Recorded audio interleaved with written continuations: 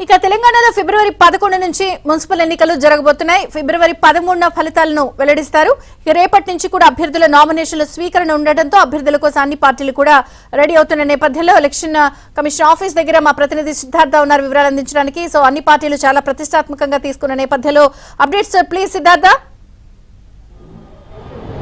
Thank you Vijay Chandrika. కాసేపటి క్రితమే municipal ఎన్నికల షెడ్యూల్ విడుదలైంది. రేపటి నుంచి నామినేషన్లను స్వీకరిస్తారు. ఈ నెల 30 వరకు నామినేషన్లను స్వీకరిస్తారు. 31వ తారీఖున నామినేషన్ల పరిశీలన ఉంటుంది. ఫిబ్రవరి 3న నామినేషన్ల విత్డ్రా ఉంటుంది. ఫిబ్రవరి 11న ఉదయం 7 గంటల నుంచి సాయంత్రం 6 గంటల వరకు పోలింగ్ ఉంటుంది. ఫిబ్రవరి 13న ఉదయం 8 గంటల నుంచి కౌంటింగ్ ఉంటుంది. ఇక ఫిబ్రవరి 14న వార్డు సభ్యుల ప్రమాణ స్వీకారం ఉంటుంది.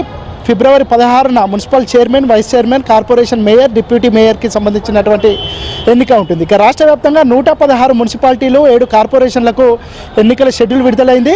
మొత్తం 52.43 లక్షల ఓటర్లు ఉన్నారు. ఇందులో పురుష ఓటర్లు 25.62 లక్షలు, మహిళా ఓటర్లు 26.80 లక్షలు, ఇతరులు 640. మొత్తం వార్డులు 2996 వార్డులు. Number of polling stations 8203, ballot బాక్సులు 16031, నెంబర్ ఆఫ్ కౌంటింగ్ సెంటర్స్ 136. అయితే ఏ రాజకీయ పార్టీ కూడా ఇది ఎక్స్పెక్ట్ చేయలేదు. ఒకవేళ కొద్ది సమయం ఉంటుందని భావించారు. కానీ రేపటి నుంచే నామినేషన్ల ప్రక్రియ ఉన్నటువంటి నేపథ్యంలో అన్ని రాజకీయ పార్టీలు అలర్ట్ అయ్యాయని చెప్పుకోవచ్చు.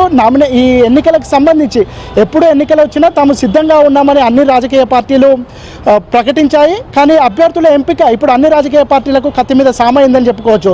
రేపు ఉదయం నుంచే నామినేషన్లు వేయాల్సి ఉండగా అభ్యర్థులను అనౌన్స్ చేయాల్సినటువంటి అవసరం ఉంది. ఈ నేపథ్యంలో కాంగ్రెస్ పార్టీ ప్రస్తుతం పిసిసి చీఫ్ మహేష్ కుమార్ గౌడ్ ఢిల్లీలో ఉన్నారు. ఈరోజు సాయంత్రం వరకు ఆయన రిటర్న్ అవుతారు. రాత్రి జూమ్ మీటింగ్ నిర్వహించి ఈ అభ్యర్థుల ఎంపికకు సంబంధించినటువంటి అంశాన్ని దానిపై డిస్కస్ చేయనున్నారు. ప్రతి పార్లమెంట్ పరిధిలో ఒక్కొక్క మంత్రికి బాధ్యతలను గతంలో అప్పగించారు. ఈ మంత్రులు ఇప్పటికే దానికి సంబంధించినటువంటి ప్రిపరేటరీ మీటింగ్ పెట్టారు.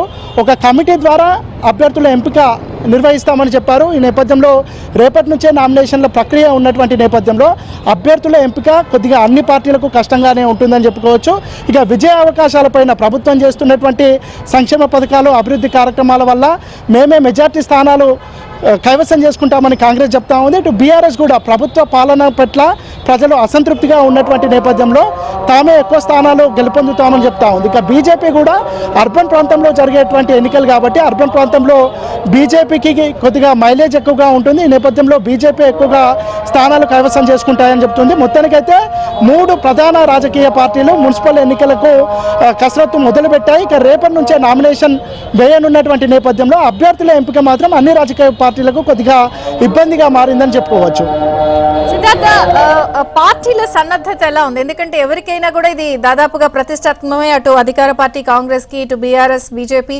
సో ఎవరి సన్నద్ధత ఎలా ఉంది? ఇటు ప్రభుత్వం ఏర్పాటైన తర్వాత ఇప్పటి వరకు 2 ఉప ఎన్నికలు జరిగాయి. తాజాగా పంచాయతీ ఎన్నికలు జరిగాయి. ఈ 3 ఎన్నికల్లో కాంగ్రెస్ పార్టీ తాము అనుకున్నటువంటి టార్గెట్ని రీచ్ అయ్యాయి. ఇక మున్సిపల్ ఎన్నికల్లో కూడా దాదాపు 90కి పైగా స్థానాలను మేమే కైవసం చేసుకుంటామని చెప్తా ఉన్నారు. దీనికి సంబంధించి ఇప్పటికే మంత్రులకు బాధ్యతలు ఇచ్చారు. వాళ్ళు దానికి సంబంధించి సన్నాహక సదస్సులను కూడా నిర్వహించారు. ఎక్కడెక్కడ ఎవరిని నియమిస్తే బాగుంటుంది, అభ్యర్థులుగా ఎవరిని కేటాయిస్తే బాగుంటుందనే అంశానికి సంబంధించి సుచాయిగా ఒక అంచనాకు వచ్చినట్టు తెలుస్తూ ఉంది. ఇక బీఆర్ఎస్ పార్టీ కూడా ప్రభుత్వం చేస్తున్నటువంటి అభివృద్ధి పథకాలు కానీ, సంక్షేమ పథకాలు కానీ ప్రజలకు రీచ్ కావట్లేవు. దీంట్లో ప్రభుత్వం పూర్తిగా వైఫల్యం చెందింది కాబట్టి ప్రజలు కాంగ్రెస్ ప్రభుత్వాన్ని, కాంగ్రెస్ పార్టీని తిరస్కరిస్తారు. ఇదంతా బీఆర్ఎస్ కే ఉపయోగపడుతుంది. ఎందుకంటే అర్బన్ ప్రాంతంలో అప్పుడున్నటువంటి అర్బన్ డెవలప్మెంట్ మినిస్టర్ గా కేటీఆర్ గారు టార్గెట్ చేసుకుని వారిని ప్రసన్నం చేసుకునే దిశగా ఏమైనా వ్యూహాలు ఉన్నాయా?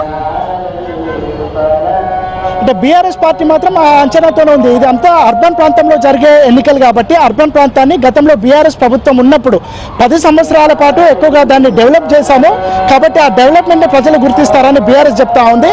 కాంగ్రెస్ మాత్రం ఇప్పుడు ప్రభుత్వం గత 2 సంవత్సరాలుగా అమలు చేస్తున్నటువంటి పథకాలకే ప్రజలు మద్దతు తెలుపుతారని కాంగ్రెస్ చెప్తా ఉంది. ఇక బీజేపీ మాత్రం అర్బన్లో ఎక్కువగా వాళ్ళు ఎంపీలు గెలిచినటువంటి సిచ్యువేషన్ ఉన్నటువంటి నేపథ్యంలో ఇప్పుడు మున్సిపల్ ఎన్నికల్లో కూడా తమకే విజయ అవకాశాలు ఉన్నాయని చెప్తా ఉన్నారు. ఉన్నారు. ఇక సీఎం రేవంత్ రెడ్డి కూడా 1వ తారీఖు వచ్చిన 3వ తారీఖు నుంచి ఆయన జిల్లాల పర్యటనకు వెళ్తున్నారు. మన్రేగాకి సంబంధించినటువంటి అంశాన్ని బేస్ చేసుకొని ఆయన పట్టణాల్లో పర్యటిస్తారు. ఆ పట్టణాల్లో పర్యటించినటువంటి సందర్భంలోనే మున్సిపల్ ఎన్నికలకు సంబంధించినటువంటి ప్రచారాన్ని కూడా చేస్తారు. సీఎం రేవంత్ రెడ్డి ప్రచారం తర్వాత కాంగ్రెస్ పార్టీకి గ్రాఫ్ పెరుగుతుంది. పట్టణ ఓటర్లందరూ ప్రభుత్వం చేస్తున్నటువంటి పరిపాలనకు, ప్రభుత్వం చేస్తున్నటువంటి డెవలప్మెంట్కు ఆకర్షితులు అవుతారు. కాంగ్రెస్ పార్టీకే పట్టం కడతారని కాంగ్రెస్ నేతలు చెప్తా ఉన్నారు. Okay Siddhartha, thank you.